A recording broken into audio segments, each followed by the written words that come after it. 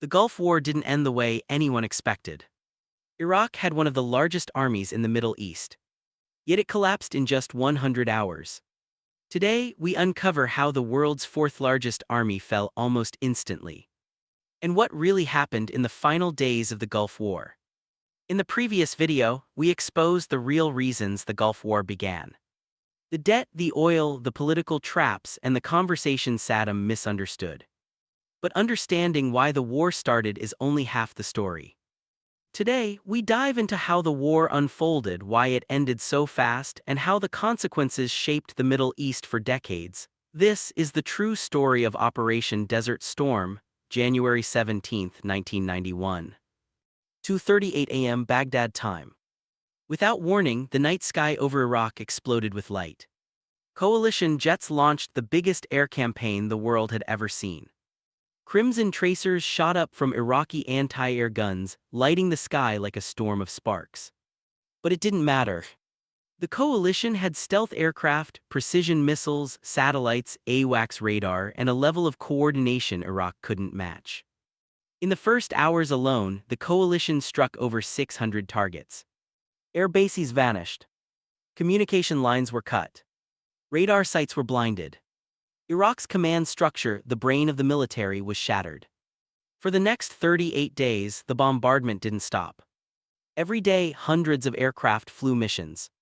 By the end, coalition forces had flown more than 100,000 sorties, destroying factories, air defenses, ammo depots, tanks, and even roads. Iraq's air force tried to fight back, but most of its planes were either shot down or fled to Iran for safety. Saddam later demanded Iran return them. Iran never did. By the end of the air war, Iraq was fighting blind. Desperate, Saddam tried one last strategy. He launched Scud missiles at Israel. His plan was simple. If Israel retaliates, Arab states in the coalition, like Saudi Arabia, Egypt, and Syria, would withdraw. The alliance would fall apart. The US would stand alone. But the US reacted fast. Patriot missile batteries were activated across Saudi Arabia and Israel. Pressure from Washington convinced Israel not to respond. Saddam's gamble failed. The coalition stayed united. And Iraq's situation became even more hopeless. By February 1991, the coalition was ready to begin the ground assault. But Saddam expected a direct attack through Kuwait, straight into the massive defensive line Iraq had built, known as the Saddam Line. Trenches, barbed wire, mines, bunkers, and artillery. Instead, General Norman Schwarzkopf had a different plan. While Iraq watched the coast, expecting an amphibious landing, the entire coalition army quietly moved hundreds of kilometers into the western desert. No one saw it. Sandstorms covered the movement. Deception operations tricked Iraqi commanders. Fake radio transmissions mimicked troop positions. Inflatable tanks were placed along the Kuwaiti border. Iraq prepared for an attack from the south. The real attack came from the west, February 24, 1991. Coalition forces stormed forward. The first target: Iraq's elite Republican Guard divisions. But they never stood a chance. American Abrams tanks had advanced thermal sights, allowing them to see Iraqi tanks through smoke and darkness. Iraqi forces, using Soviet-made T-55s and T-72s, couldn't see beyond a few hundred meters. The coalition was faster, better trained, better coordinated, supported by constant air cover. Entire Iraqi divisions collapsed. Thousands of soldiers surrendered, some walked toward U.S. troops holding white flags made from their own shirts. One American commander said, "They weren't opponents, they were survivors." In just 4 days, 100 hours, the coalition liberated Kuwait, shattered Iraq's defenses, and surrounded key Republican Guard units. The war was effectively over. During Iraq's retreat from Kuwait, something happened that shocked the world. A long column of Iraqi vehicles, tanks, trucks, buses, even cars, fled north. Coalition aircraft spotted them.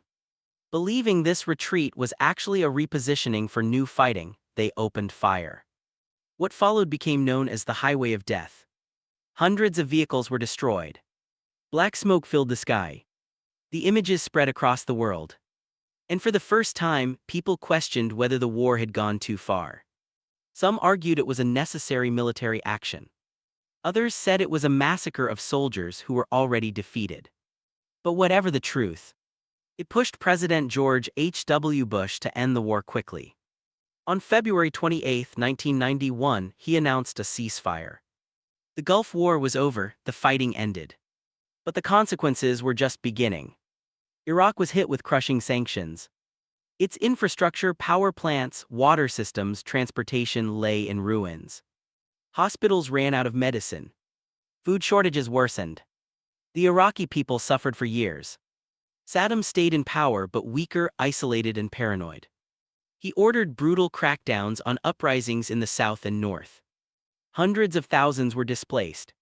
The U.S., meanwhile, kept troops in the Gulf, establishing bases across the region. This presence fueled anger, extremist movements, and political tension. Tension that would later explode into the 9/11 attacks and the 2003 invasion of Iraq. In many ways, the Gulf War didn't end in 1991. It simply changed shape. The Gulf War began with a misunderstanding and ended with one of the fastest military defeats in history. But beneath the speed and shock, millions of lives were affected. Armies fell, nations shifted, and the Middle East entered a new era of conflict. This wasn't just a war. It was a turning point. If you want the truth behind the wars that shaped our world, you're in the right place. Subscribe for more stories, the ones history books don't want to tell you.